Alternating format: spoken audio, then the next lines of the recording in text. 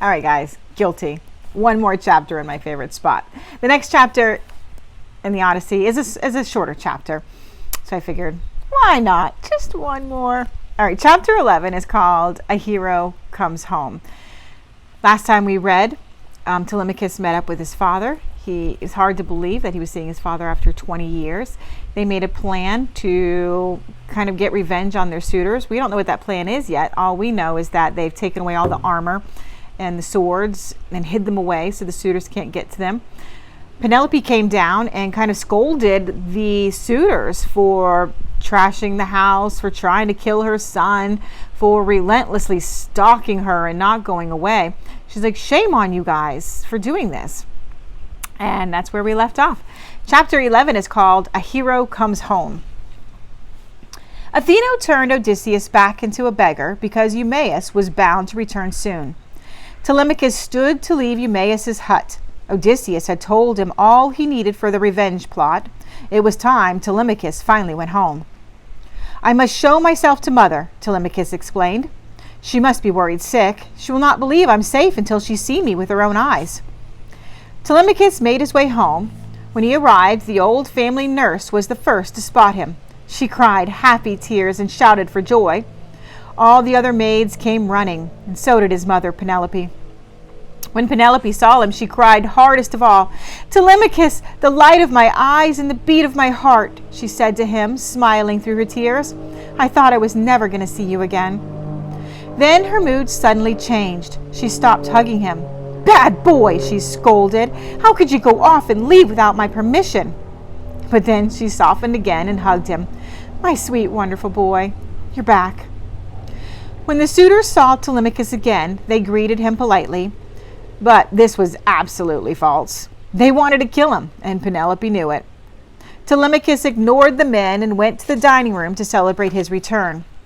All of Telemachus' old friends were invited to feast with them.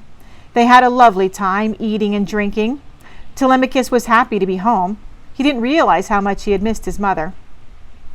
This reminded Telemachus that he hadn't seen her since the afternoon. He decided to go look for her. Penelope was lying in her usual place, her couch upstairs. She was crying for her missing husband. Oh, my son, she said, I'm sorry if I've seemed ungrateful. I'm truly so glad to have you back. But you have said nothing about your father. Did you not find him? I can only assume that he's dead. Telemachus did not want to see his mother suffer, but she couldn't know that Odysseus was alive. He had instructed Telemachus not to say a word about his return. Mother, he said, all I can tell you is this. I heard that the old man of the sea saw father on an island. He was in a cave of the goddess Calypso, and she was keeping him prisoner, but he was alive. And I have a good feeling that father has escaped that cave. The gods are on our side, as they've been in the past. Penelope was slightly calmed by her son's words. Meanwhile, the suitors were downstairs getting ready for another feast. They had just ordered some of Odysseus's best sheep and cows for their meal. The suitor's favorite servant was at the edge of Odysseus's property. He was driving the animals down towards the house.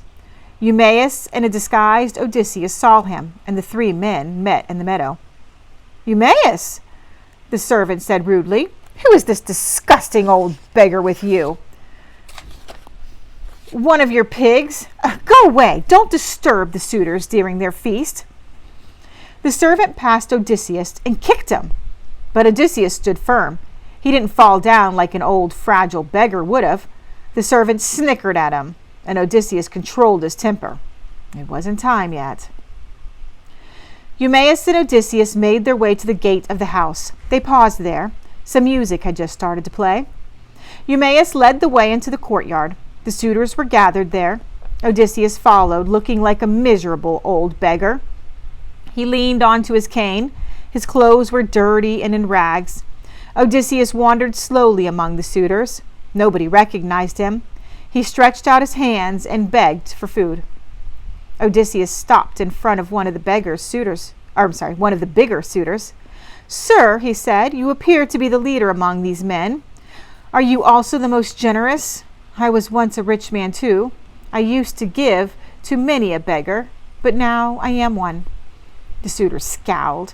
He wrinkled his nose as if Odysseus smelled bad, and he said, "Go away, you disgusting man, before you make us lose our appetites." Odysseus stood up straight. "Your looks, sir, are much better than your manners," he said.